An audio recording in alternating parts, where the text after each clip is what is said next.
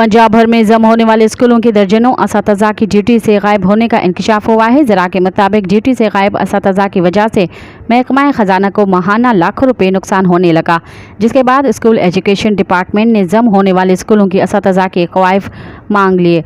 ज़रा के मुताबिक पंजाब भर में एक से दूसरे स्कूल में जम होने वाले इदारों की तादाद 250 से ज़ायद है, जबकि 2 स्कूल लाहौर के शामिल हैं। ज़रा का कहना है कि मज़कूरा स्कूलों को साल 2011 में बच्चों की तादाद कम होने पर करीबी स्कूल्स में जम किया गया था। स्कूल एजुकेशन डिपार्टमेंट ने तमाम अथॉरिटीज़ को क़वाइफ की फराहमी के लिए मुरासला लिख दिया। तमाम अथॉरिटीज़ को 27 अप्रैल तक क़वाइफ जमा करवाने का हुक्मनामा जारी कर दिया गया। मज़ीद ख़बरन ऐं तफ़सीलात लाइ विज़िट कयो असांजी वेबसाइट www.awamiNewsHD.com ऐं ॾिसंदा रहो अवामी न्यूज़ HD।